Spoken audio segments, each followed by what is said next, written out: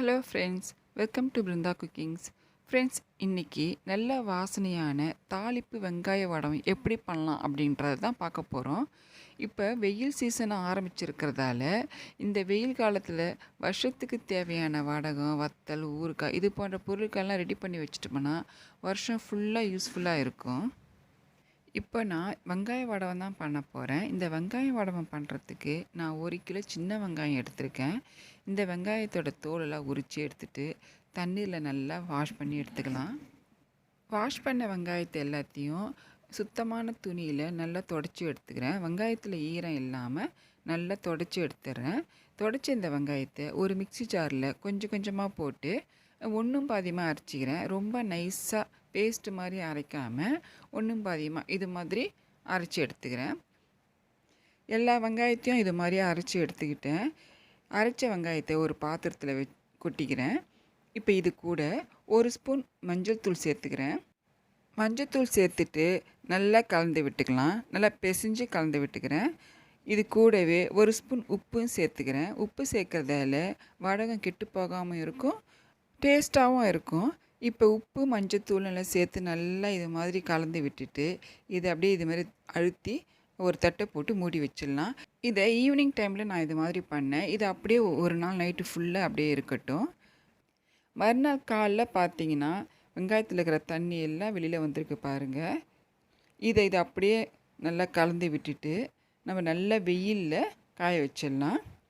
தூசி எதுவும் விழாமல் இருக்கிறதுக்கு இது மாதிரி பெரிய ஓட்டை இருக்கிற சல்லடையால் மூடி வச்சுருக்கேன். ஒரு நாள் ஃபுல்லாக வெயிலில் நல்லா காஞ்சதும் எப்படி இருக்குது பாருங்கள்.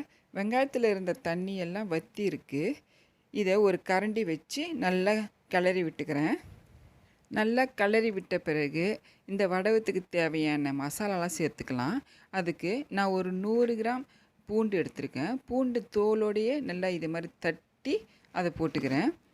இது கூடவே ஒரு 25 கிராம் சீரகம், 25 கிராம் வெந்தயம், 25 கிராம் உளுத்தம்பருப்பு, 25 கிராம் மிளகு, 25 கிராம் கடலைப்பருப்பு, 25 கிராம் துவரம்பருப்பு.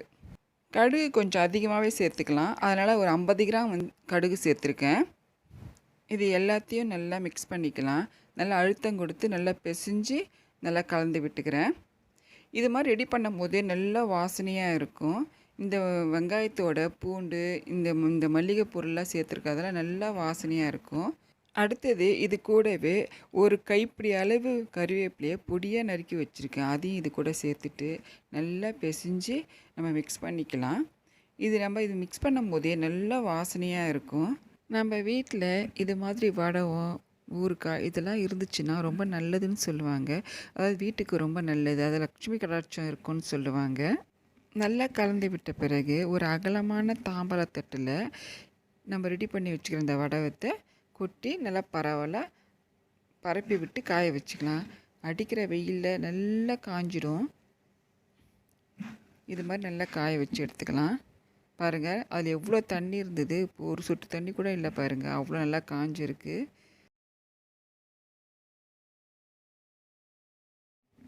இப்போ பார்த்திங்கன்னா நல்லா ஓரளவு காஞ்சிருக்கு.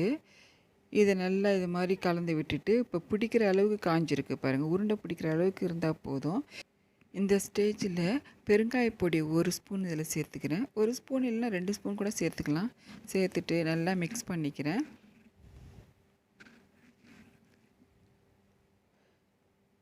நல்லா கலந்து விட்ட பிறகு இதில் நான் நல்லெண்ணெய், அக்மார்க் நல்லெண்ணெய் தான் சேர்த்துருக்கேன். உங்கள்கிட்ட விளக்கெண்ணெய் இருந்தால் கூட சேர்த்துக்கலாம். நல்லெண்ணெய் சேர்க்கறதுல நல்லா வாசனையாக இருக்கும். வடகம் நல்லா வாசனையாக இருக்கும். அதனால் நான் 100 கிராம் நல்லெண்ணெய், அக்மார்க் நல்லெண்ணெய் சேர்த்துட்டு நல்லா பிசைஞ்சு உருண்டை பிடிச்சிக்கிறேன். எந்த சைஸ் வேணுமோ அந்த சைஸுக்கு நம்ம உருண்டை பிடிச்சி எடுத்துக்கலாம். மீடியம் சைஸ் அளவுக்கு உருண்டை பிடிச்சி எடுத்துக்கிறேன். பெரிய சைஸாக கூட நம்ம உருண்டை பிடிச்சிக்கலாம். இப்போ எல்லாத்தையும் நான் உருண்டை பிடிச்சி வச்சுட்டேன். இதை ஒரு 4 நாளைக்கு நல்லா காய வச்சு எடுத்துக்கலாம். அப்போ தான் ரொம்ப நாள் கெடாமல் நல்லா இருக்கும். அதோட கலரும் மாறிடும். 4 நாளைக்கு நல்லா வெயிலில் காய வச்சு எடுத்துருக்கேன். இப்போ இது கலர் மாறி எப்படி ப்ரௌன் கலரில் ஆகிருக்கு பாருங்கள். நல்லா கெட்டியாக இருக்குது. நல்லா காய வச்சுருந்திங்கன்னா ரொம்ப நாளைக்கு கெடாமையே இருக்கும். இந்த வடகம் பார்த்திங்கன்னா நம்ம தாளிப்புக்கும் யூஸ் பண்ணிக்கலாம்.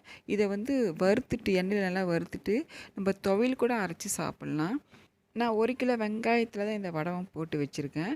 அதிகமாக கூட நம்ம இது மாதிரி ரெடி பண்ணி வச்சுக்கலாம். இது ரெடி பண்ணி நல்லா காய வச்சுட்டோம்னா வருஷம் ஃபுல்லாக யூஸ் பண்ணிக்கலாம். கெட்டு போகாமல் இருக்கும். வருஷம் ஃபுல்லாகவும் கெட்டு போகாமல் ரொம்ப நல்லா இருக்கும். மீன் குழம்புக்கெலாம் இந்த வடகம் போட்டு தாளித்தோம்னா ரொம்ப வாசனையாக இருக்கும். மீன் குழம்பு ரொம்ப டேஸ்ட்டாக இருக்கும். மீன் குழம்பு மட்டும் இல்லை, காரக்குழம்பு, வத்தக்குழம்பு எல்லாத்தையுமே இந்த வடகத்தை தாளித்து குழம்பு வைக்கலாம். துவையலும் செஞ்சு சாப்பிட்லாம். வெயில் காலம் இருக்கும் போதே நீங்களும் இது மாதிரியான வெங்காய வடகத்தை ரெடி பண்ணி வச்சுக்கோங்க. இந்த வெங்காய வடகம் எப்படி இருந்துச்சுன்னு கமெண்ட்ஸில் சொல்லுங்கள். இந்த வீடியோ உங்களுக்கு பிடிச்சிருந்தனா ஒரு லைக் கொடுங்க. மறக்காமல் பிருந்தா குக்கிங் சேனலை சப்ஸ்கிரைப் பண்ணிக்கோங்க. அப்படியே பக்கத்தில் இருக்கிற பெல் ஐக்கானை கிளிக் பண்ணிக்கோங்க. தேங்க்யூ.